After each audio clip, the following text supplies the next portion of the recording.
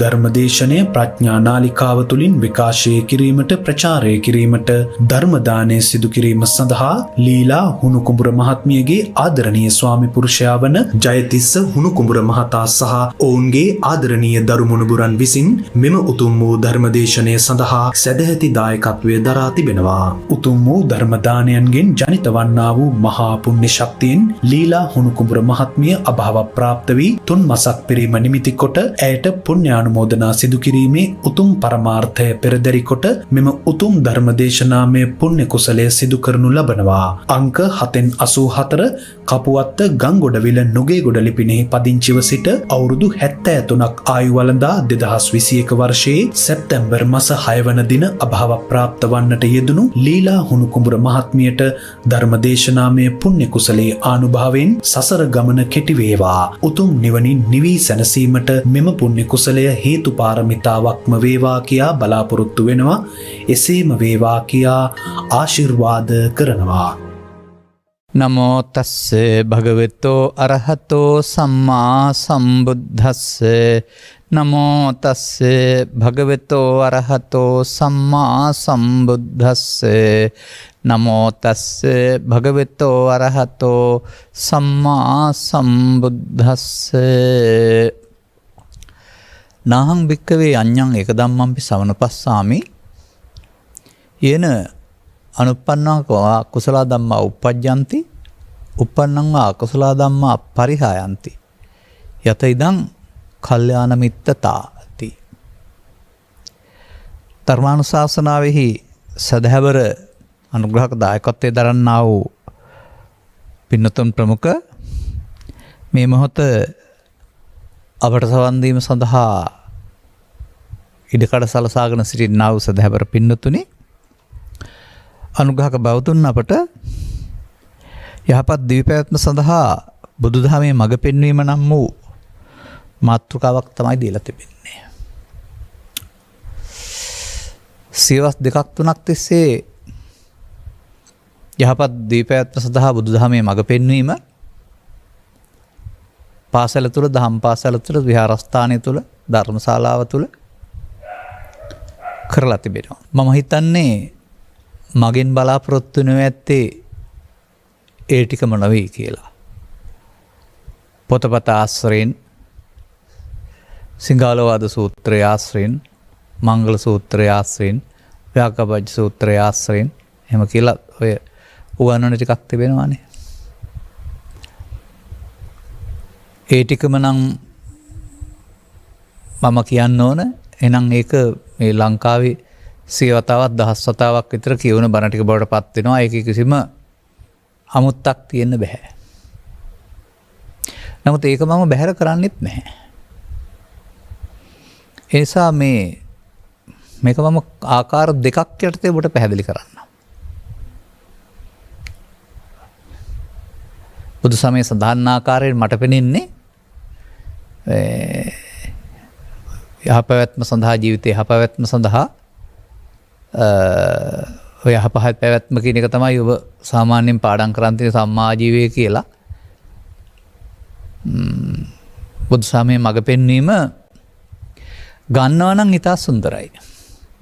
නමුත් වර්තමාන මේ සමාජයේ චරිත මම දකින්නේ නැහැ. එහෙම ඉගෙන ගත්තට අනුගමනය කරපු බවක්. පාසල් ගිය, දහම් පාසල් ගිය, අවසානයේ ධර්මාචාර්ය සමත් වුණ, විභාග මට්ටමින් බුදුදහම දන්නවයි කියන අය තමයි ඊට පස්සේ සමාජයේ වියතුන් බවට පත් වෙලා තිබෙන්නේ. නමුත් ඔවුන් ඒක අනුගමනය කරපු බවක් ඔවුන්ගේ සමහර අයගේ චරිත තුල අපි දකින්නේ නැහැ. බුදුදහමේ මඟ පෙන්වීම කියන එක දරුවන් පිළිගත්තා නම් එහෙනම් මේ රටේ මත්පැන් පානයේ ප්‍රතිශතය 10%ක් 8ක් වෙන්න ඕන. ඒ තමයි බුදුසමයේ මඟ පෙන්වීම. අනිවාර්යෙන් ශික්ෂාපදයෙන් පෙන්නනවානේ මජ්ජ පමාදට්ටානා කියලා. ඔගේ තියෙනවා දියර සහ දියර නොවන කියන එක අසතුරා සහ මේරේ කියන වචනෙන් කියවෙන්නේ. ඒක ඕකෙන් ගත්තත් ජීවිතේ කාලකන්ණි වෙනවා කියන එකනේ පෙන්වන්නේ. බාහිර සහ අධ්‍යාත්මික වශයෙන්. ඒ නිසා එකෙන් වළකින්න ඕන.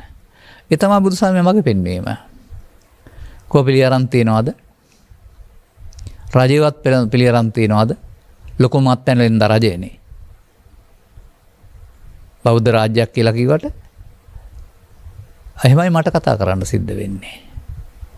නිත්‍යානුකූල මත්යන් කියලා ලේබලයක් ගහගෙන ඇයි ඒවා බිපුවම වෙරි වෙන්නේ නැද්ද? බුදු සමයේ මඟ පෙන්වීම කියන එක පුද්ගලයා සඳහා රටක් සඳහාමත් වළංගුයි. කවදා වෙයිද නැද්ද කියන්න බෑ. අපි දකින විදිහේමයි කියන්නේ.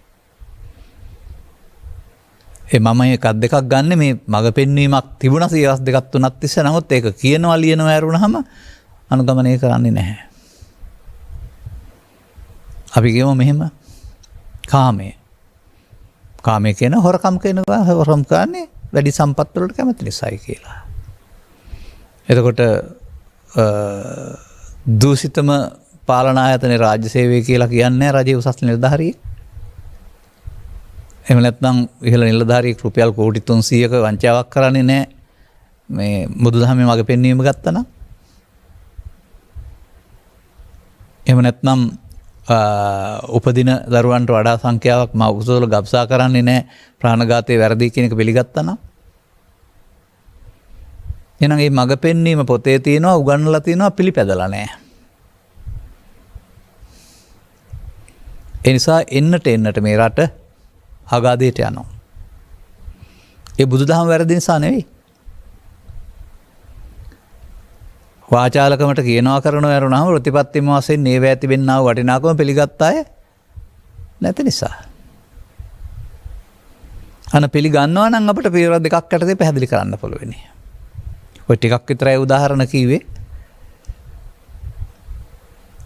මතක් වෙන්න විතරක් ඔය මතක් කරේ. ව්‍යාපති වලින් ගසා කෑම කියන එක ගත්තාම මොකක්ද ඒක දින හොරකම නෙවෙයිද?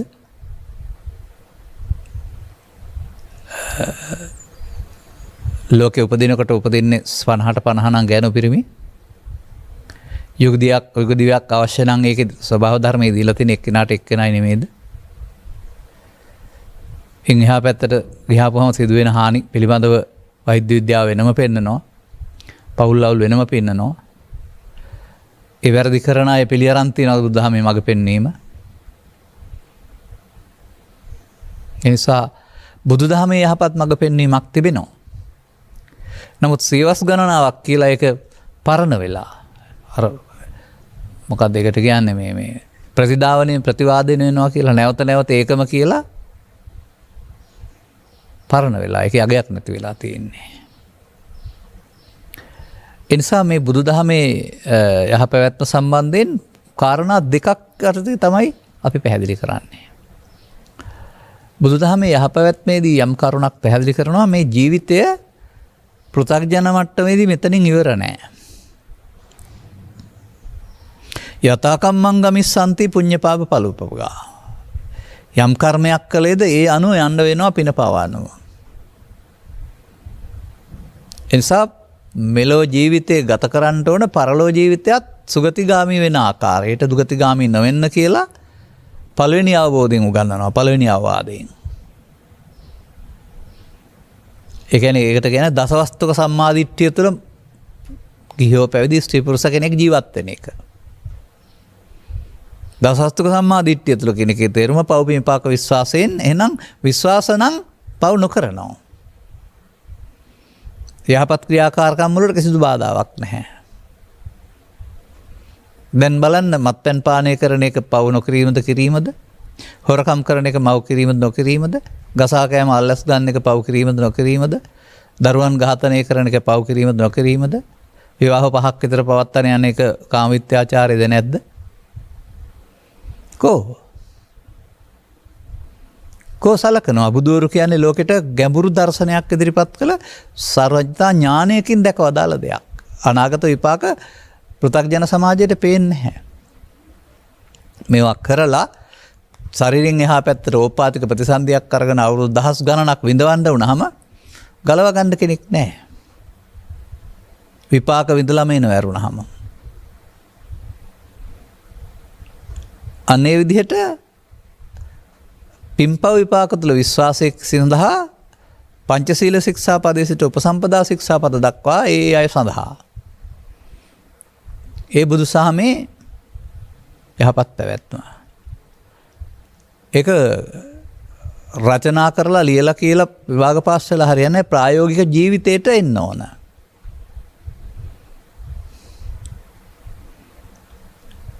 එතකොට මේ විදිහට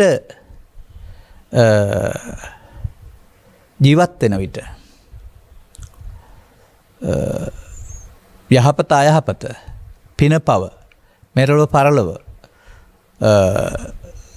ඒ වගේම ආත්මාර්ථය පරාර්ථය කියන මේ කාරණා වලදී යහපතක් අන් අයට යහපතක් සිදුවන ආකාරයෙන් ජීවත් වීමට බහුතරයක් සඳහා සකස් කළ සමාජයක් තමයි බෞද්ධ පෘථග්ජන සමාජය කියන්නේ.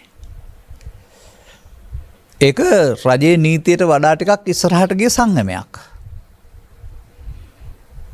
රජයේ නීතිය පවතින්නේ වරදට දඬුවම් දීම තුළනේ. සමාජයක් හදන්න වරද කළොත් දඬුවම් දීම තුළ පාලනයක් කරලා තිබෙනවා. බ්ලොක් ලෙවල් පුරවැසියෙක් වශයෙන් ගත් කල මේක රටකට ආදරේ නම් ඒක පිළිගන්න වෙනවා. පිළිගන්නවා නම් මේ තරම් හිරගෙවල් හැදෙන්නේ හෝ මේ තරම් දඬුවම් දෙන්න සිද්ධ වෙන්නේ හෝ මේ තරම් නඩු කල් යන්නේ නැහැ.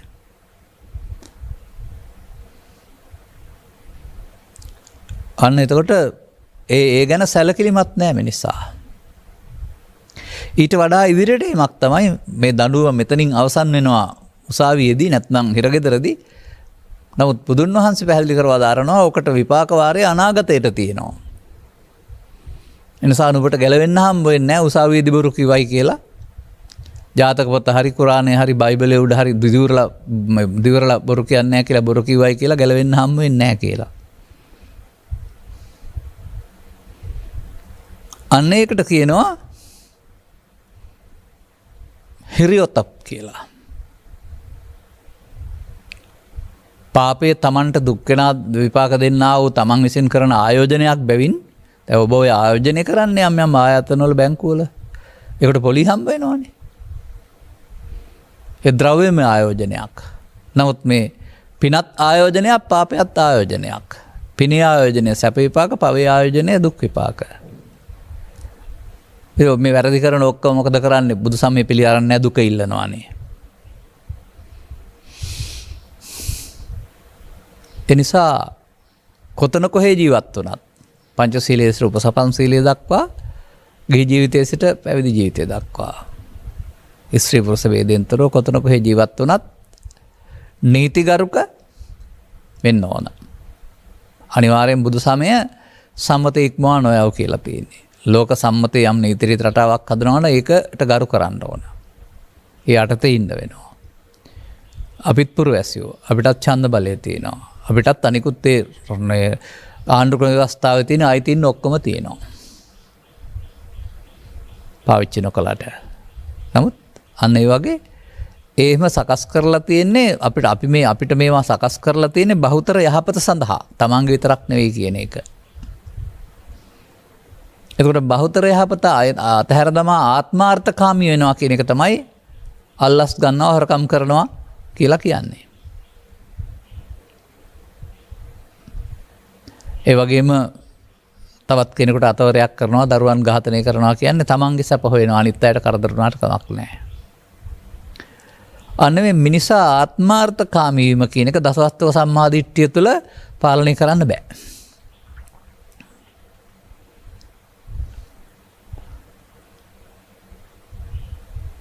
දැන් ඔය නීතිත් තියෙනවා මේ පව්පින් විපාක පිළිබඳ විශ්වාසයක් උගන්වනවා පව් කරන්න එපා කියලා හැමදාමත් බණ කියනවා. එහෙම පිළිගත් අයත් ඇති. නමුත් පිළිගත් අය නෙමෙයි රටට කැපී පෙනෙන්නේ පිළි නොගත් අයගේ ක්‍රියාකලාපයන්. තේරුම් ගන්න වෙනවා. එසා ඔබට පළමුව බුදු සමය උගන්වනවා ඔබ උපදින්නේ මව්පියන්ගේ දරුවන් වශයෙන් කියලා. ඔබ ජීවත් වෙන්නේ සමූහ සත්ත්වයක් වශයෙන් කියලා. ඔබට මව්පියන් අවුරුදු 25ක් තිස්සේ නොමිලේ කන්න දෙනවායි කියලා. ඔබටත් ජීවත් වෙන්න වෘත්තියක් උපයා ගන්න ඕනයි කියලා.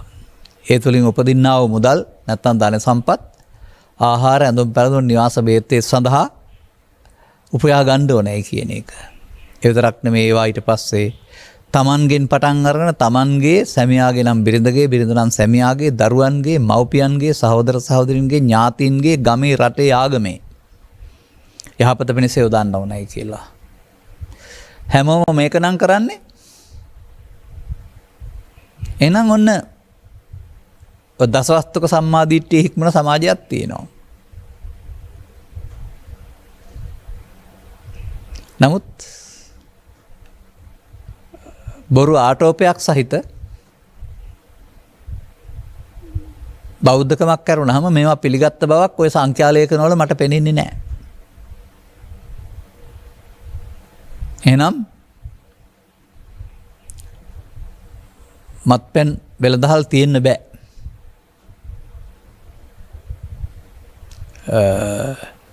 විශේෂයෙන් ගවමස් කඩ තියෙන්න බෑ. මොකද සිව්පසේ පස්ගෝරසේ සපයන්නා බැවින් මිත්‍රෙක් ගවයා කියලා තමයි බ්‍රාහ්මණ ධම්මික සූත්‍රයේ පවතින්නේ. නීති විරෝධී ගබ්සා මධ්‍යස්ථාන තියෙන්න බෑ. බහු විවාහ තියෙන්න බෑ. නීතියානුකූලවම මට මතකයි මම මේ ළඟදිත් කිව්වා ඔය කතාව. යම්කිසි ප්‍රධාන නගරයක ආරක්ෂක පැත්තට අයිති පුද්ගලයෙකුගේ හදිසි මේ යාමක් සිදු වෙනවා. ඔහුගේ නීත්‍යානුකූල උරුමය කියන්නේ නීත්‍යානුකූල බිරියන් 4 දෙනෙක් ඇවිදින් හිටියා. එතකොට ඔවුන් ඔය කියන බුදුදහමේ සාරධර්ම පිළි ආරම්භ දර තියෙන්නේ ආත්මාර්ථකාමී වෙලාද තියෙන්නේ. ඔහුට මේ යන්න සිද්ධ වෙන්න ඇත්තත් ඒක වෙන්නේ නැති මොකක් හරි. මොකද මේ කර්ම විපාක කියන එක කරවනවා නෙමෙයිනේ ස්වාභාවික සිද්ධියක්. එක පැත්තකින් කල්පනා කරලා අනිත් පැත්තෙන් ඒක එන බව දන්නේ නැහැ.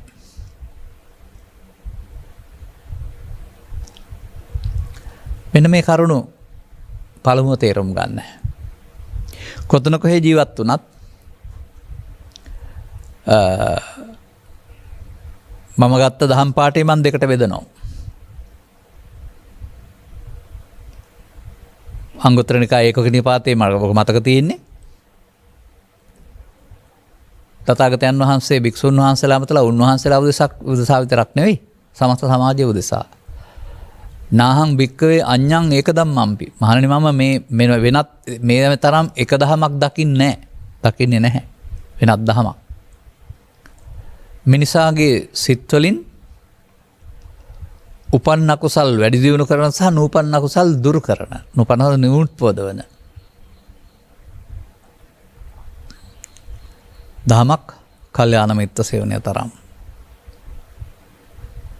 අන්න දැන් යහමග කියා දෙන මව පියා ගුරුවරයා පූජ්‍යපක්ෂය යහළුවා ඔන්න ඔය වයින් අත මිදිලා මේ සමාජයේ ජීවත් වෙන කරන්න ඕන කාලය ධනෙ සමය කැප කරලා යහපත් දේවල් කියලා ඒ තැනට පාර පෙන්නනවා නම් අපට උට ලෞකික කල්යාණ මිත්‍රයා කියලා කියන්න පුළුවන්.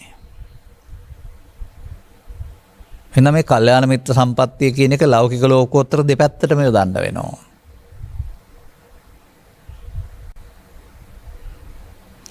දැන් මේ ලෞකික කල්යාණ මිත්‍ර සේවනයේදී ඔය කියන යහපත් ක්‍රියාකාරකම් කළ කෙනෙක් ජීවත් වෙනවා වෙන්න පුළුවන්. ඔහු තුලත් ඔහුට වදින් සිදුවෙන්නා වූ තව ධර්මතාවයක් තියෙනවා. පව් කරන්නා තුලත් පින් කරන්නා තුලත් දෙන්නා ගාවම අඩු වැඩිකමක් තිබෙනවා. වැඩෙන්නා වූ තව දෙයක් තියෙනවා. පව්කාරක කරන්නා තුල ආත්මාර්ථය ඊටා දැඩිව වැඩෙනවා. පින් කරන්නා තුලත් පින් කිරීම පාරාර්ථයක් වුණාට ඒක තුල උගන්නන ආකාරයෙන් පෘථග්ජන පුද්ගලයා එක ආත්මාර්ථය පිණිස යොදා ගන්නවා. පරාර්ථේ නම් දුන්නම ලැබෙනවා ආත්මාර්ථේ නම් ලබන්න දෙනවා.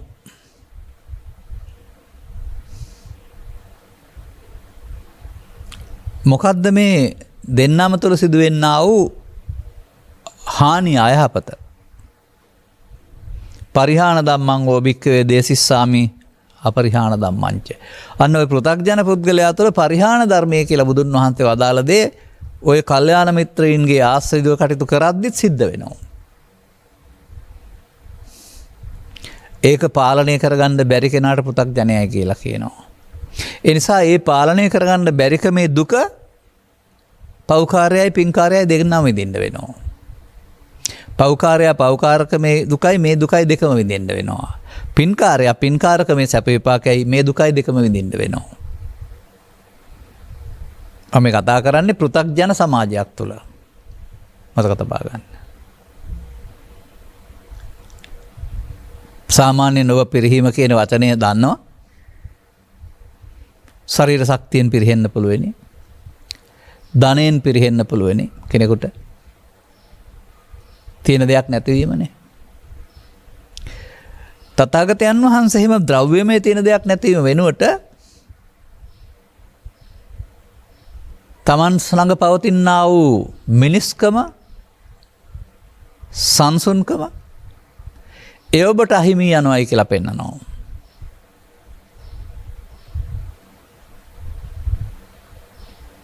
අන්න ඒක තේරුම් ගත්තේ නැති සමාජයක් තමයි අර බාහිර වශයෙන් ශික්ෂාපද මට්ටමින් පුද්ගල සංවරයක් සහ තනිකුත් නීතිත්ව මට්ටමින් සමාජයක් හදන්න උත්සාහ කරන්නේ. අඩු වැඩි වශයෙන් ඔවුන් හැම දෙනාගේම චිත්තාභ්‍යන්තරය මේ බුදුන් වහන්සේ වදාළ පරිහාන ධර්මයේ ඔස්සේ යනවා. රාග වේපුල්ලං, දෝෂ වේපුල්ලං, මෝහ වේපුල්ලං. හෙවත් රාග හෙවත් කාමයේ නැත්නම් ලෝභය විපුලත්වයට පත්වීම, අකමැත්ත හෙවත් අමනාප හෙවත් ද්වේෂය බබලත්වයට පත්වීම, ඒ වගේම මේ දෙක උදව් කරගත්තා වූ මමත්වයේ බලවත් වීම, මෝහ.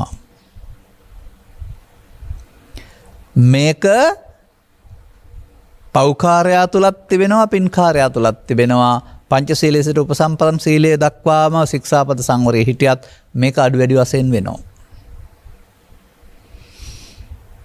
අර ඔබ කියන නරකයි හොඳ හොඳයි අපි මේ දේවල් කරමු කියලා කරන කල්යාණ මිත්‍රයාට ඕක පාලනය කරගන්න හැටි කියලා දෙන්න තේරෙන්නේ නැහැ.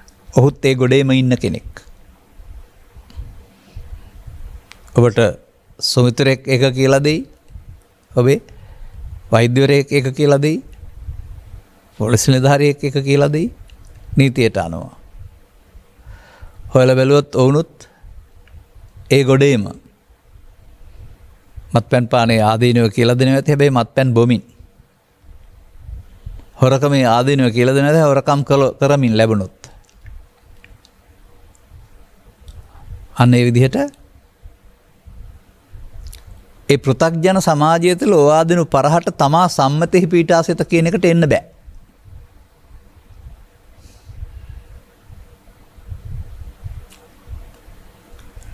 එනිසා ඒවා ලීවට කිවට පාඩම් කරාට ප්‍රායෝගික වෙන්නේ නැති එකක් තිබෙනවා.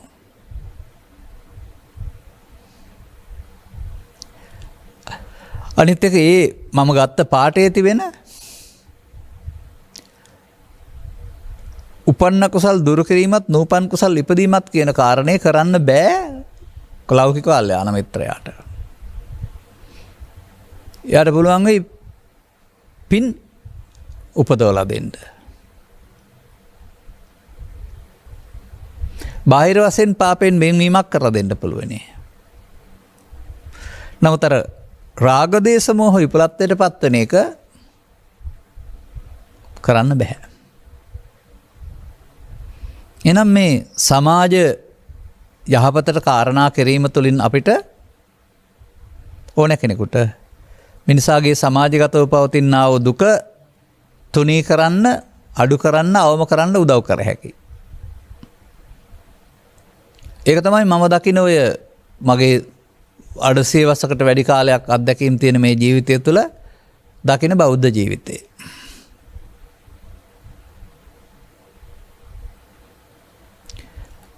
අසරණයන්ට පිහිටවීම තුළින්, ලේ දන් දීම තුළින්, නායාමේදී උදව් කිරීම තුළින්, ගම් වතුරේදී උදව් කිරීම තුළින්, රෝදපුටු පරිත්‍යාගය තුළින් තව නොයෙක් මේ සියල්ල අවශ්‍යයි. මිටත් වඩා ඒවා තවදුරටත් සමාජයේ අවශ්‍යතාවයන්. බුදු සමයේ ඒවා සඳහා අනුමැතිය තියෙන වරනම එකක්වත් ප්‍රතික්ෂේප වෙන්නේ නැහැ. නමුත් මේවා තුලම තථාගතයන් වහන්සේ වදාරන පරිහානිය සිද්ධ වෙනවා ස්ත්‍රී පුරුෂ කිහිපැදි ભેදෙන් තොරව. ඒ පිළිබඳ අවබෝධයක් ඇතිව නෙවෙයි වර්තමාන අධ්‍යාපන රටාව පවා සකස් කරලා තිබෙන්නේ. ඒවා පිළිබඳ ප්‍රවීණයන් පවා ලෝභ දේශ මොහ සහිත අයවත් පෘථග්ජනය. ඔවුන්ට පේන්නේත් ලෞකිකයේ පමණයි. වෘත්තීය දක්ෂයෙක් බවට පත් වෙලා කෑම්බීම් ඇඳුම් පැළඳුම් යාන වාහන ටික හොයාගන්න ක්‍රමයක් තමයි අධ්‍යාපනය කියලා උගන්වන්නේ. ඒක ඉහළ මට්ටමට ගියොත් ඔහු උගතෙක් ඒ වගේ තත්ත්වය හොඳට රට ආර්ථික වශයෙන් දියුණුවයි කියලා හදාගත්ත හීනයක් තුළ තමයි හැමදාම දියුණු කරන්න හදන්නේ. ඒ සඳහා තමයි අධ්‍යාපන පටිපාටි සකස් කරලා තිබෙන්නේ. ඔවුන් එහෙම මව්පියන්ගෙන් උදව් අරගෙන රජයේ උදව් අරගෙන නැත්නම් විවිධවත් කාගේ හරි උදව් අරන් උගතුන් බවට පත් වෙනවා. නමුත් ඔවුන්ට කාටවත් කලාතුරකින් එහෙම ඉන්න පුළුවෙනි. තමන්ට හැන්ද ලැබුණන් පස්සේ වැඩිපුර තමන්ට බෙදා ගන්න වැරුණාම එහෙම නැත්නම් ඒකම ආයතනකවත් හොරකම මරකම බොරුව වංචාව අල්ලස දෝෂණය කියන කාරණා පාලනය කරගන්න අර උගත්තු කාටවත් බැරි වෙලා තිබෙනවා. ඔවුන් ඒ උගත්කම යොදා ගන්නවා ඒ සඳහා. අල්ලන්න බැරි ලෙස වංචා කිරීම සඳහා. මේ පෙන්වා දෙන්නේ වත්මන් බෞද්ධ සමාජයේ උඩින් ආවරණ වෙලා හිටියට බෞද්ධ ඇඳුමකින් මේ පෙන්වන්න දෙන්නේ නිර්වත.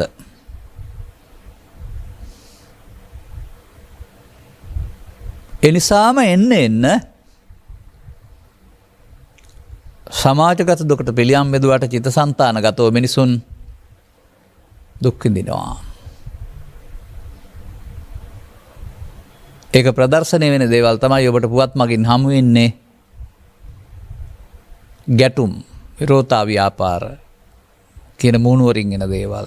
ඒ වගේම ඔවුන්ගේ කායික වාචික හැසිරීම් තුළින් පෙන්වනු ලබන්නේ ඔවුන්ගේ හිතේ පවතිනා වූ ආතතිය නැත්නම් පීඩනය දුක. මෙන්න මේ නිසා තව පියවරක් ඉදිරියට යන්න වෙනවා.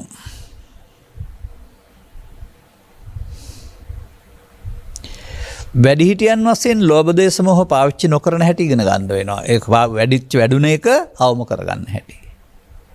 දරුවන්ගේ අධ්‍යාපනයේදී අධ්‍යාපනයෙන් උගතෙක් බවට පත් වුණාට ලෝභයෙන් දේශයෙන් මොහෙන් වැඩෙන්නේ නැතුව මේක කරගෙන යන්නේ කොහොමද කියලා උගන්වන්න වෙනවා.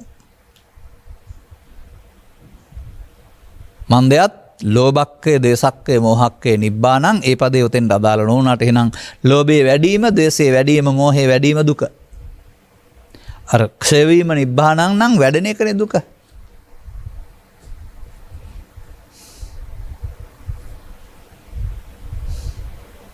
මේ මුදල් වලට ඒ තවත් ආස්වාදයට තියෙන ලෝභය නිසා තමයි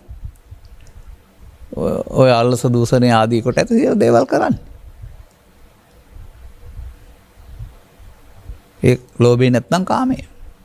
ඒකට අදාළ පැත්ත. ද්වේෂය වැඩ නිසා තමයි අදාළ ගැටුම් ඇති වෙලා ගිනි තබා ගන්න, මරා ගන්න, විනාශ වෙන්නේ. කොටසක් ඝාතනය වෙන්නේ. කොටසක් එල්ලුම් ගස් යන්නේ. ඔව් 2000 විතර කාලේ මට මතකයි ප්‍රධාන ආයතනයක කෙනෙක් මිය ගියා. අදාළ අහුුණෙත් ඒකෙම අය.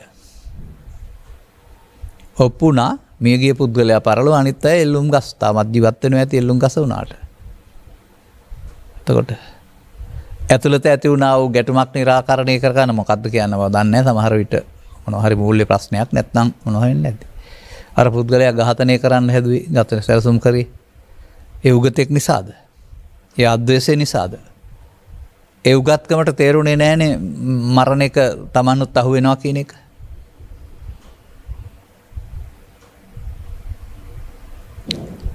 එනිසා අපි දකින්නේ ඔය ඇඳුමෙන් බෞද්ධ වුණා වූ සහ ටයිකෝට්කින් පැළඳුණා වූ මහත්තුරුන්ගේ Hindu සමාජයක් නෙවෙයි. ඒකනේ වර්තමානයේ ටයිකෝට් වලින් මහත්වරු ඉන්නවා, ඇඳුමින් බෞද්ධ ඉන්නවා. විද්වත්තානත් ඕන තරම් තියෙනවා. පුද්ගලයා ලෝභ දේශ මොහ ඊර්ෂ්‍යා ක්‍රෝධ වෛර වලින් පිරුණ අසුචි හැලියක්.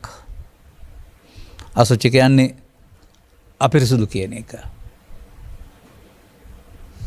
අන්න බුදුසමේ කල්‍යාණ මිත්‍ර සේවනය ලබාගත් ජීවිතය තුළ ලෝභයේ දේශේ මොහේ බලවත් නොවමින් හමු වෙන විට වැඩුණු ප්‍රමාණයත් අයින් කර ගනිමින් ගත කරන ජීවිතයක්. ලබාගත් ජීවිතය තුළ ඒ සඳහා අවස්ථාව යොදා ගන්න කියන එකයි බුදුන් වහන්සේ වදාරන්නේ. වෙනම අවස්ථාවක් ප්‍රාර්ථනා කර කර ඉන්න එපා.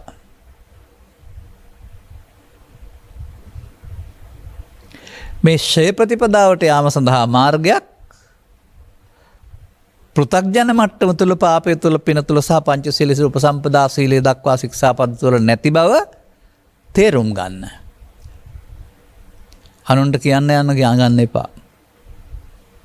මන්දයත් මේ සම්මාදිට්ඨිය කතාවේ තව එහාට ගැඹුරට එකක් තියෙනවා. ඔය කතා කළේ අපි දසවස්තුක සම්මාදිට්ඨිය කියලායි පින්පා විපාක විශ්වාසය කියලා.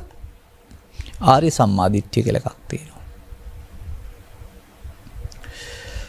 අන්න මේ ආර්ය සම්මාදිට්ඨියට පත්වීම සඳහා කෙනෙකුට උදව් කරන පුද්ගලයා මම දකිනවා කල්යාණ මිත්‍රයා. මේකේ අර කල්යාණ මිත්‍රයා පවෙන් වැලකී හොඳ දේවල් කරන්න උගන්වන කෙනා. මේක පෘථග්ජන භාවයෙන් මිදී ආර්ය භාවයට පත්වීම සඳහා අවශ්‍ය කරුණු පැහැදිලි කරලා දෙන එක. කල්යාණ යහපත් මිත්‍ර සේවනයයි. බුද්ධ ආදී මහෝත්තම කල්යාණ මිත්‍ර සේවනය කියලා මම කියනවා සාමාන්‍යයෙන්. මෙන්න මේ චිත්ත අභ්‍යන්තරයේ ලෝභයේ දේශයේ මොහේ වර්ධන නොවන ආකාරයට අධ්‍යාපන කටයුතු කරගෙන යන්න අවුරුදු 5 පටන් 10 පටන් දරුවන්ට උගන්වන්න ඕන කල්යාණ මිත්‍රයෙක් ඉන්න වෙනවා. කල්යාණ මිත්‍රවරු ඉන්න වෙනවා. එහෙම නැතුව තරඟෙටම පුරුදු කරන්න ගියොත් දෙදවල් හවස එනම් තරඟය කියන එකේ තේරුම ජය සතුටුයි පරාජය දුකයි කියන එක. දැන් ජය ගන්න ඊට පස්සේ තරඟෙට යනවා. සාධාරණව බැරි වෙනකොට මත්ද්‍රව්‍යයි නොයි જાති අරන් බොරු කරන්න ගන්නවා. එහෙම නැත්නම් විනිශ්චය මණ්ඩලයට අල්ලස් දීලා හොරෙන් ලකුණු දා ගන්නවා. එහෙම නැත්නම් ඒ පිළිබඳ අධිකාරී දරන අයට කොහෙන් හරි අත යටින් අල්ලස් දීලා මේ එළිය නැති වුණාට මේ රටේ සිදු වෙන දේවල්. එතකොට කෝ ඒකේ සාධාරණේ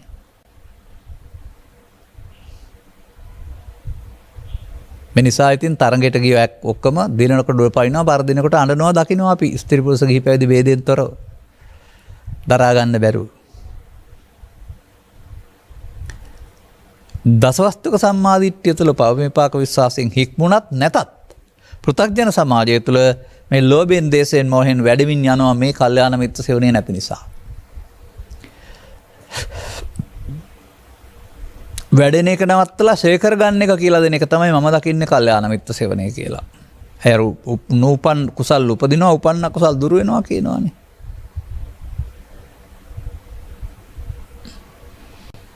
අන්න එතකොට ඒ ආශ්‍රයෙන් ජීවත් වෙන ජීවිතය තුළ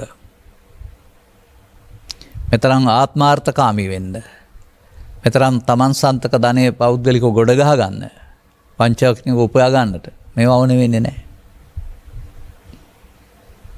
මන්දයත් ඇඳුම් පැළඳුම් ආහාර නිවාස වේතෙත් සියලු දෙනාගේ සාමාන්‍ය අවස්ථාවයක්. ඕකම හොයාගන්න ජීවිත කාලයම කැප කරනවා කියන එක තමයි අද ජීවිතය කියලා කියන්නේ. වෙන මොකක්වත් නැහැ. නමුත් ඔය ටික අවමෙන් හොයාගෙන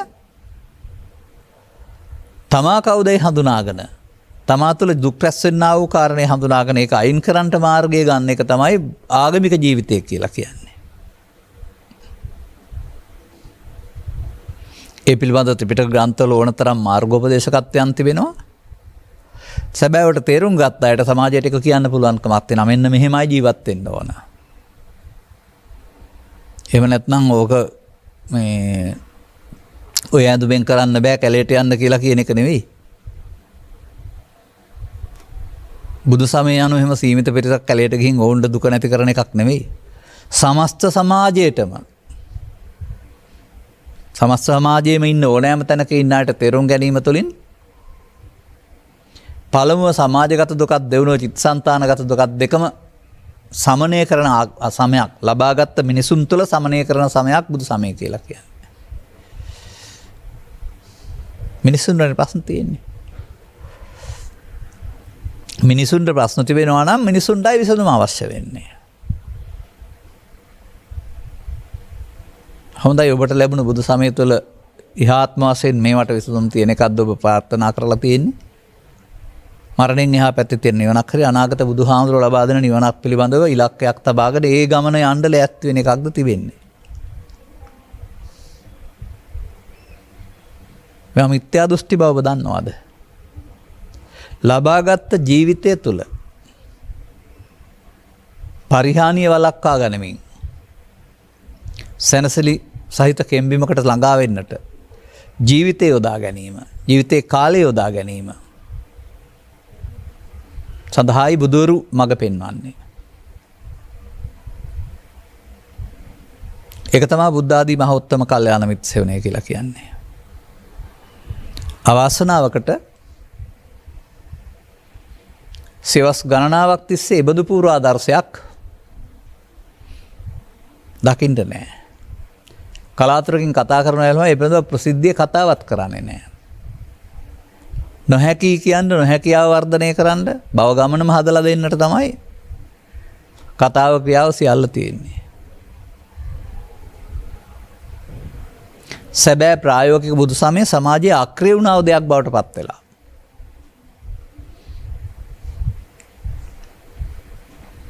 කර්මය සක්‍රිය කරන ඒකේ පාප කර්මය පාලනය කරනවා කියවට පාලනය නොකරන කර්ම විපාක මාර්ගය සක්‍රිය කරන බුදු සමයක් තමයි තියෙන්නේ. හර්දසවස්තුක සම්මාදිට්ඨිය තුළ ඉන්නවා කියන එකේ තේරුම ඒකයි.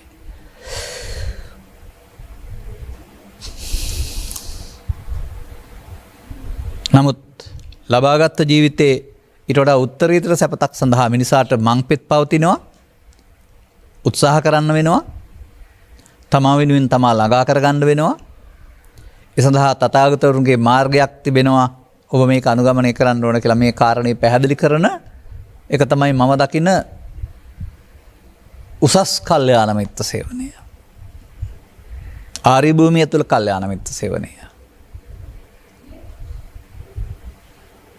අනේ එතනදී ඒ ගමනට යන්න අර හොරකම බුරුව වංචාව මත්පැන් පාන ආදී ඒවත් එක්කලා බෑ. එහෙමයි ඒවා දැනටත් අපිට කතා කරන අය බනහලා ඕවා ඇතෑරුණා නිකම්ම කියලා කියන අය ඉන්නේ. ඒවත් එක්කලා යන දෙබිඩි චරිතයක් නෙමෙයි මේක. ඔද්දිත්ත චරිත රංගපානේ නළුව නිලියෝ. වගේ මේක ඇතුළතින් හොරකම බොරුව වංචාව කපටිකම කරන පිටපැත්තෙන් බෞද්ධ ලේබලයක් ගහගෙන ඉන්න දෙබිඩි චරිතයක් එක්කලා මේක කරන්න බෑ.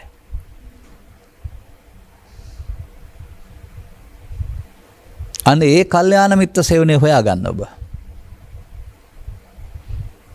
බෞද්ධයින්ට නිවනක් කියලා එකක් තියෙනවා, ඒක අනාගත බුදුහාමුදුරුවෝ ලබා දෙනවායි කියන මතය පිළිගන්නේ නැතුව, බෞද්ධයින්ට නිවනක් කියලා එකක් තියෙනවා, ඒක මරුණාම හම්බ වෙනවා කියන මතය පිළිගන්නේ නැතුව, බෞද්ධයින්ට නිවනක් කියලා එකක් තියෙනවා, ඒකට කැලේට ගිහින් ඉඳගෙන භාවනා කරන්න ඕන මහාන වෙන්න ඕන කියන මතය පිළිගන්නේ නැතුව, ඒකට ගෙදර තියෙන ඔක්කොම අතාරින්න ඕන කියන මතය පිළිගන්නේ නැතිව, ඉස්සලා පිළිගන්න ලෝකේ ජීවත් වෙන්න තමන්ට කෑම්බීම් ඇඳුම්පැළුම් නිවාස ටික හොයා ගන්න ඕන. හොයලා දෙනවා නම් කවුරු හරි ප්‍රශ්නයක් නැහැ, නැත්නම් හොයා ගන්න ඕන. ඒකේ හැකියාව තියදී ඒක කාටවත් දීලා අනුන්ගෙන් යැපෙන්න හිඟා කන්න මහාන වෙන්න ඕනේ නැහැ කවුරුත්. ඔක්කොම අතෑරියයි කියලා. ඕවා නෙමෙයි බුදු සමය අතාරින්න තියෙන්නේ. එහෙම බාහිර වශයෙන් අතෑරපුවා ඊට පස්සේ ඊට වඩා ලොකු දේවල් අල්ලන් ඉන්නවා අපි දකිනවා සමාජයේ. නමුත් ජීවිතෙන් අතෑරෙන්න දෙයක් තියෙනවා. මෙන්න මේක දුක් ගෙනත් දෙන කාරණයක්. ඒක දුක හේතුව නැති වූ තැන මාර්ගයනේ. නැති වූ තැනටපත් වෙන්න මාර්ගය කියලා දෙන අනුගමනීය ප්‍රතිපදාවක් සඳහා උද්‍යෝගිමත් කරන තවත් කල්යාණ මිත්‍ර සේවනයක් තිබෙනවා. මම මෙහෙම දකිනවා. ඔබ උත්සව මුල් කොටගෙන සහ ඔබේ නිවාස වුණකට පවත්වන්නා වූ ධර්ම දේශනා සඳහා යන බව අහන බව දන්නවා. අහලා දෙන දෙයක් කාලා බීලා බණනම් හොඳයි කියලා සාතිකයක් දීලා ආරකට ගෙදර එනවා ඇරුණාම සාතිකයක් දීලා දේශකයන් වහන්සේට ඔබට මේ ජීවිතය තුළ මේ කනබුන අඳින පළඳිනකට එහා පැත්තට හිත හදනවා කියලා යමක් කරන්න තියෙනවා කියලා ඔබ දන්නේ නැහැ. ඔබට නොදැනෙන්න යමක් වෙමින් පවතිනවා ඒක පරිහානිය බව ඔබ දන්නේ නැහැ.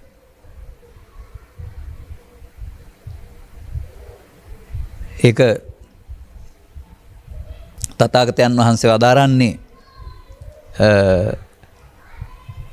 රාග වේපුල්ලම්, ද්වේෂ වේපුල්ලම්, මෝහ වේපුල්ලම් කියලා. අන්න ඒක ස්වභාවයෙන්ම වෙන බව ඔබ දන්නේ නැහැ.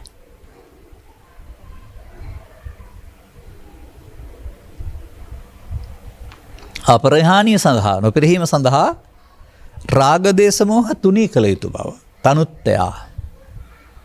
අන්නේ පාර කියලා දෙන පුද්ගලයාගේ අතර කල්යාණ මිත්‍ර සේවනයේවා ඔබ ඒ සඳහා කටයුතු කළ යුතු බව. තමයි මේ බුදුසමයේ ඊළඟ ජීවන ප්‍රතිපදාව සම්මා ජීවය.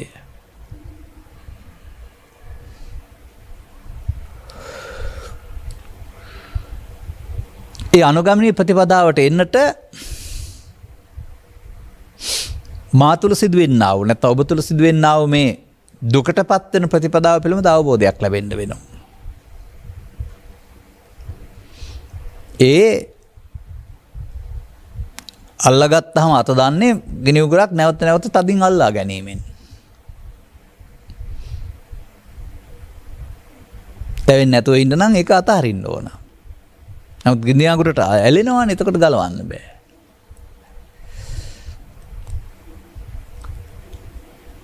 අන්න ඒ වගේ මිනිසා ලෝභයටත් ඇලෙනවා, ද්වේෂයටත් ඇලෙනවා, මෝහයටත් ඇලෙනවා, ඇලෙන ජීවිතයක් ගත කරනවා. ඒක විපාකේ ඉහාත්ම වශයෙන් සහ පරලෝක වශයෙන් හෝ විඳිනවා.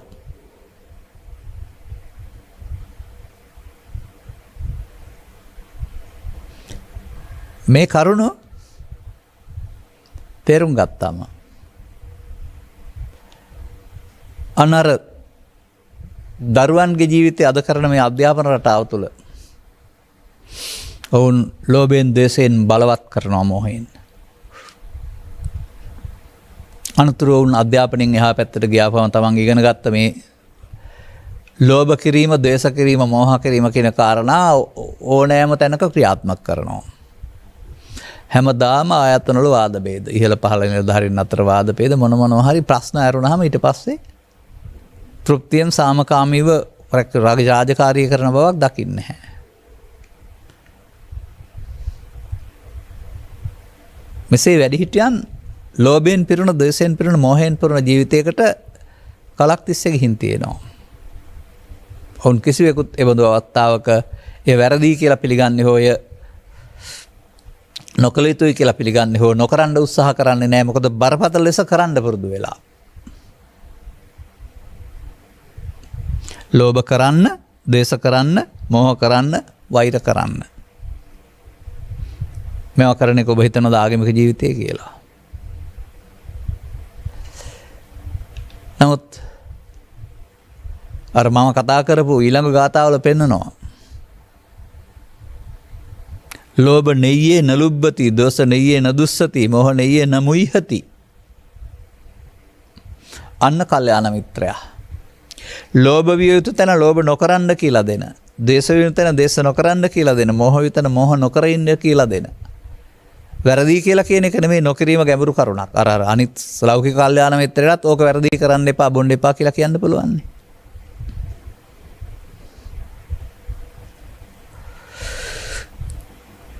එබැවින්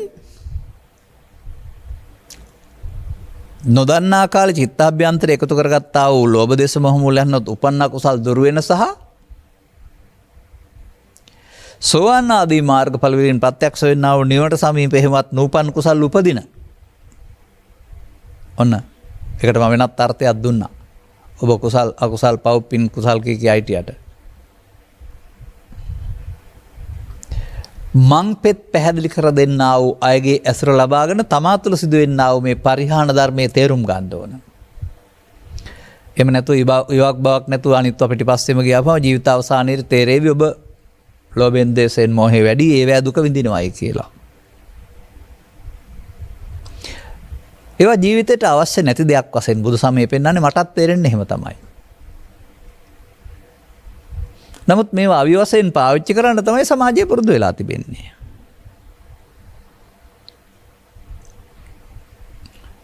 අන්න මේ සඳහා තවත් පොඩි කඩයිමක් පනින්න ඕන. 5 කඩයිම 10 11 කඩයිම 12 කඩයිම කියලා 13 කඩයිම කියලා තියෙන්නේ. 5න් පැනලා ශිෂ්‍යත්ව පාස් වෙනවා. 11න් පැනලා උසස් පෙළ කරනවා. උසස් පෙළින් පාස් වෙලා විශ්වවිද්‍යාලය යනවා. කඩයිම්නේ. එනිසා පෘථග්ජන භාවය තුළ ගෙනියන බෞද්ධකමේ ඔයිට එහාට දුකක් නැති වෙන්නේ නැහැ. පින්කම් වලට සැපේපාක හම්බ වෙයි. නමුත් මේ අටලෝ දහමේ දුකින් මිදිච්ච පෘථග්ජනෙක් නැහැ. බුදුන් වහන්සේම වදාරන ලෝක ධම්ම සූත්‍රයේ අසුත පෘථග්ජනයාටත් අටලෝ දහම ඇති වෙනවා. ඔහු ඒකෙන් විඳවනවා. සුතවත් අරිය ශාවක අටලෝ දහම ලෝකේ තියෙනවා. ඔහු ඒකෙන් විඳවන්නේ නැහැ. අර අටලෝ දහමද දුක් ගෙනත් දුන්නේ අර විඳවීමේදී බාර ගැනීම සහ බාර නොගැනීමද. මේ කඩේම තමයි අසුත පෘථග්ජන භාවය වෙනුවට සුතවත් අරිය ශ්‍රාවකෙක් වෙන එක. ඇඳුම කෝක වුණත්. අනේ ආර්ය ශ්‍රාවකයාට මේ පරිහාන මාර්ගය වළක්වලා අපරිහාන මාර්ගය යන්න පුළුවන්. බේපුල්ලම් මාර්ගය වෙනුවට තනුත්ත්‍ය මාර්ගය යන්න පුළුවන්. මේ සමාජයේ බහුතරයක අවබෝධය බවට පත්වන්නේ නම් ඔවුන් ජීවත් වෙන්නේ බඩගින්න නිවා ගැනීම සඳහාම නෙවෙයි. ගයක් හදා ගැනීම සඳහාම නෙවෙයි. වාහනයක් ලබා ගැනීම සඳහාම නෙවෙයි. ඒක තම තමන්ට තියෙන සම්පත් වලට අනුව සුව පහසුව භුක්ති විඳට කමක් නැහැ. ඔහු ඒ ජීවිතය තුළ ලෝභ දේශ මොහ ඡය කිරීම සඳහා ජීවත් වෙනවා.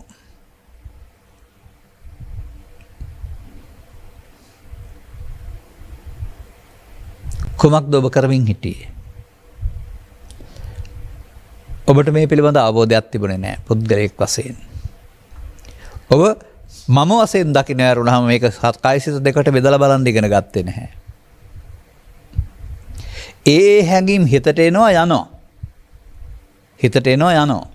හිතට આવොත් කායට වචන එකතු කරන්න පුළුවනි නැත්නම් හිතේමත් තියාගන්න පුළුවනි. මේ කාය වචන වලට ක්‍රියාත්මක වෙන සිත බව. සිතට උපදින්නේ යම් යම් තබාගත් දේවල් බව. මේ පුද්ගලයෙක් නොව සිත කායක ක්‍රියාකාරීත්වයක් බව. සිතට ඕන හැඟීම් වලට අනුව කාය ක්‍රියාත්මක වෙන බව. මෙහි බලය දරන්න කාය වචන නොව සිත බව.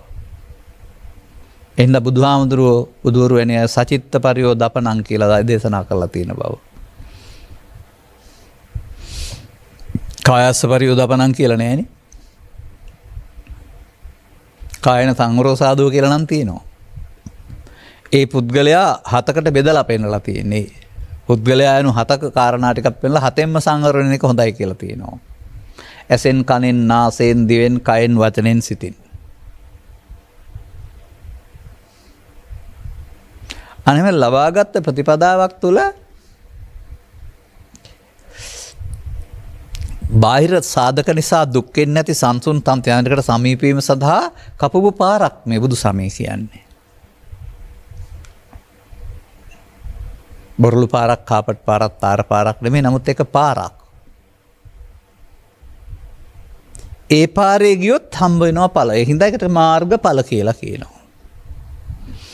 ඔබ මාර්ගඵල ලබන්න කල්පනා කළාද? පු탁ජන පුද්ගලයෙක් වශයෙන් පංචශීල සිල් උපසම්පදා සිල් දක්වාපන සිල් රැක්කත් නෑ. අනාගතයේ තමයි ඔබට මාර්ගඵල පිළිනිවල්. අද සිල් වලට විපාක විතරයි.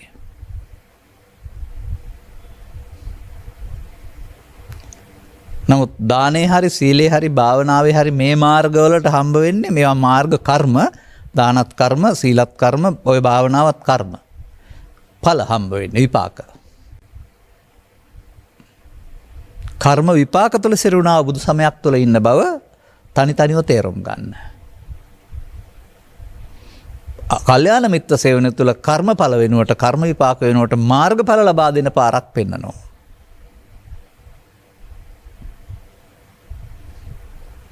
ඒ සඳහා 3 වසරෙන් 1 වසරදී අවතීර්ණ වෙන්න ඕන. අගට ගියාම අමාරුයි. අන්න අධ්‍යාපන රටාව වෙනස් වෙන අවුරුදු 5 6 ඉඳලම දරුවන්ට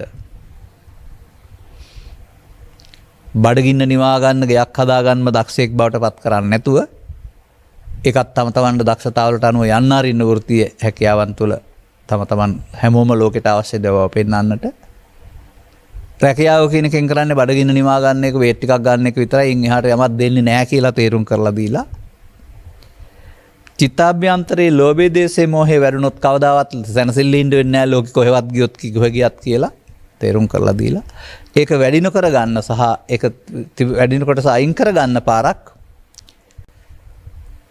දරුවන්ට උගන්වන්න ඕනේ. දරුවන්ට හරි ලේසි අයින් කරන්න. ලොකු අයට ටිකක් කල් යනවා. මේක මහා බරපතල දෙයක් මේකේ නෑ. අවාසනාවකට සියවස් ගණනාවක් තිස්සේ පටවපු බරක් තුල හිතන්නවත් බැරි කියන්නවත් බැරි කරන්නවත් බැරි දෙයක් වශයෙන් මේක මහා බරක් වශයෙන් අරන් තිබෙනවා. මරණයෙන් එහා පැත්තේ ඉඳලා අදාකර බුදු ලබන්න ඕන දෙයක්, පාරමිතා සම්පූර්ණ කරලා ලබන්න ඕන දෙයක්, මහාන වෙලා ලබන්න ඕන දෙයක්, ඇද්දක පියාණන් ඉඳගෙන ඉඳලා ලබන්න ඕන දෙයක්. කියන මේ සහ මේකී සහ නොකී මිත්‍යා මතිමතාන්තර ඔළුවට පරවගෙන නොකරෙන තැනට යොදාගත්ත කටයුත්තක් තමයි මේ සමාජයේ තියෙන්නේ. එය නොකරෙන. නමුත් බුදුරජාණන් වහන්සේ වදාරන්නේ ලෝභයේ දේශේ මොහේ නොකිරීමෙන් එය ලැබෙනවායි කියලා. මේ සඳහා අපිට ආර්ය සම්මාදිට්ඨියට පැමිණීම සඳහා මා මුලින් පැහැදිලි කළා වූ දේශනාවල නාගදෙන පැහැදිලි කරන කරුණට යන්න ඔබ. අද මම මේක විතර විස්තර කරන්න කාලය ගන්නෙ නෑ. ඔබ තුල පංචස්කන්ධයෙන් පංචස්කන්ධයට ඉපදී මැරෙන ඒකකයක් ක්‍රියාත්මක වෙන බව. ඒ පංචස්කන්ධයේ උපදින්නා වූ හැඟීම සමග ඇලීමෙන් මුටා ගැලීමෙන් මුලාවෙන් ගැටීමෙන් මුලාවෙන් ඒක මම කොට හදා ගන්න බව. මේ හදාගත්ත මමත්වය ඔබ දුකට පමුණවන බව. ඒක බුදුන් වහන්සේ මඤ්ඤමානෝකෝ බික්කු බද්දෝමා රස්ස කියලා පැහැදිලි කරලා තියෙන බව. ඒක පැවැත්ම බව. ඒක තුළ ඔබ මේ ලබාගත් සැනසීමෙන් ඈතට යන එක පරිහාන ධම්මම් ගෝ බික්කවේ දේසිස්සාමි කියලා බුදුන් වහන්සේ වදාරලා තිබෙන බව. ඈතට යනකොට බුදුන්ගෙන් ඈතට යනවා ආපහු බුදුන් වෙත යන්න ඕන බව. හැබැයි ලෝභ දේශම වඩන්නා බුදුන් වෙත යන්නේ නැති බවත් ඒ ෂේ කර ගන්න මාර්ගය බුදුන් වෙත යන මාර්ගයේ බවට තත ත්‍රිපිටකයේ තිබෙන බව. ලෝභක්ඛය, දේසක්ඛය, මෝහක්ඛය. ඒක ලෝභයේදී ලෝභය ෂේ කරන්න, දේශයේදී දේශය කරන්න, මෝහයේදී මෝහය ෂේ කරන්න. මේ මොහොතට ෂේ කරන්න අනුගමනය කරන්න ඕන මාර්ගයක් තියෙනවා. ඒක බුදුන් හෙළි කළා වූ නිර්දේශය. ඒ නිර්දේශය අත්හදා බලන්න ඕන.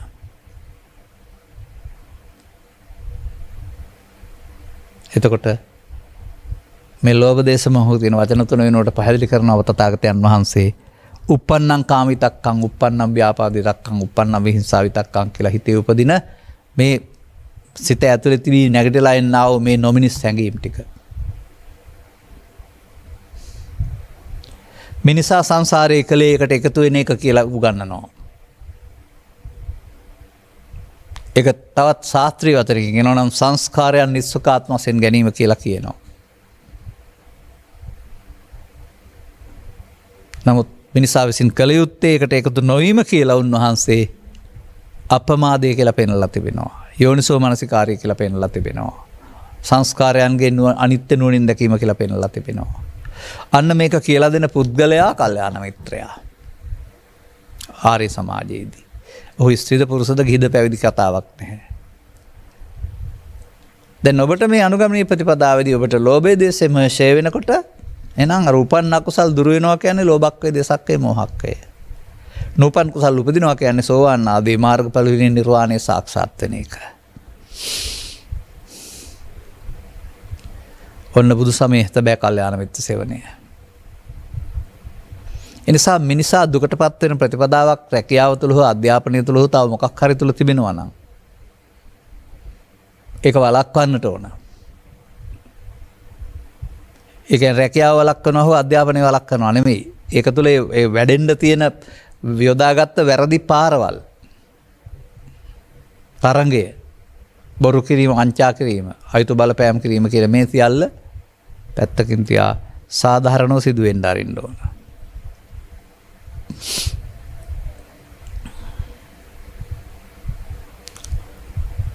එවිට මං හිතන්නේ 80ක් විතර ඉඳලා මේක හදන්න පටන් ගන්න එකක් නෑ.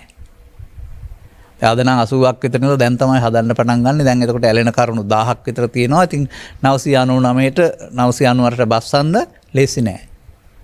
හදාගන්න කාලයක් නෑ.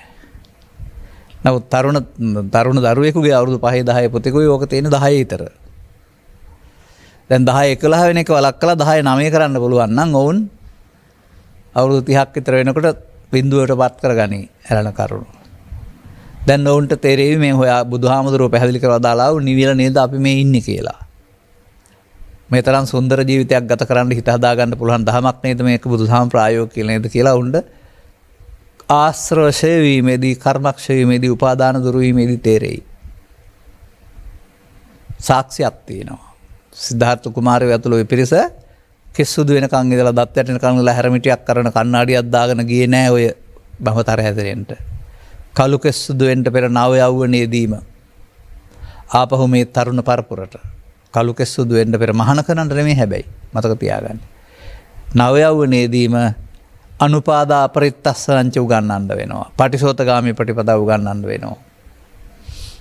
අන්න අධ්‍යාපනඥයෝ ඉන්නවා නම් මේක තේරුම් ගත්ත අලුත් නිර්දේශයට මේ ප්‍රායෝගික බුදු සමයේ ප්‍රායෝගිකව උගන්වන්න දහම් පාසලත් ප්‍රායෝගික වෙන්න පාසලත් බුදු සමයේ විෂයක් වශයෙන් ප්‍රායෝගික වෙන්න වෙනවා. හැඟීම් අවශ්‍යගෙන ප්‍රශ්න විසඳීම වෙනුවට ඒවැය ප්‍රශ්නයක් නැති බව දැකීම තුළින් අනෝන්‍ය සමගිය තුළින් මිනිසත්කම රැක ගැනීම තුළින් වෙනත් මාවතකට යොමු වෙන්න පුළුවන් බව ඔවුන්ට පැහැදිලි කරලා දෙන්න පුළුවන් වෙනවා. මා දැඩිව හිතන දෙයක් තමයි මේ අධ්‍යාපන රටාව වෘත්තියක් සඳහාම සූදානම් කිරීම වෙනුවට ලෝභ දේශ මොහ නොවැඩෙන පාරකට ගෙනියා යුතුයි. නැත්නම් ඔබ දරුවන්ටත් කරන්නේ අපරාධයක්.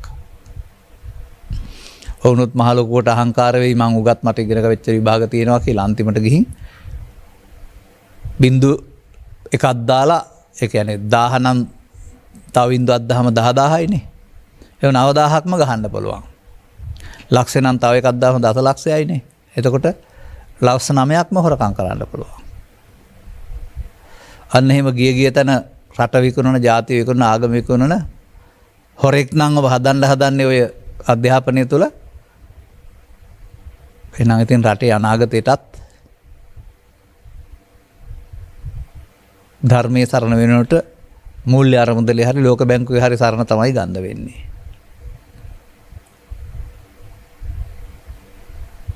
අන්න ඒ බඳු පිරිසක් නොහදනවා නම් එතකොට ඔය අදි සම්පත් ඕනෙත් නැහැ. සරල ජීවිතය සරල වෙනවා. එතකොට ඔච්චර වියදම් ශීර්ෂයක් ඉහලා නෙකුත් නැහැ.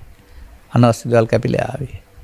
මිනිස්සු මූලික දේවල් සපයාගෙන රටත් දියුණු කරගනිමින් අධ්‍යාත්මයත් පෝෂණය කරගනිවි පරිහානියට නොයන්න. ඒක තමයි බුදු සමයේ චාම් ජීවිතයක් තිබුණයි කියලා කියන්නේ. එනිසා මේ කෙරෙන ධර්ම දේශනා තුළ අද ඒක මේ මාතෘකාවට අනුව පැහැදිලි කළේ නැහැ මම. පැත්ත දෙපැත්ත විතරයි පෙන්නුවේ. ඉදිරි කෙරෙන්නා වූ ධර්ම දේශනාව තුළ ඔබට ඕන නම් මේ කරුණ තේරුම් ගන්න. එනිසා දසවස්තුක සම්මාදිට්ඨිය කල්යාණ මිත්‍රයාට භවගාමිත්වයේ හොඳ පැත්ත හදලා දෙන්න ඇරුණාම දුකින් මුදවන්න බෑ. ආර්ය සම්මාදිට්ඨිය කල්යාණ මිත්‍රයාට ඔබ මිහාත්ම වශයෙන්ම දුකින් මුදවන්න පුළුවන්. පරලෝක ගමනක් ඇත්තෙත් නැහැ.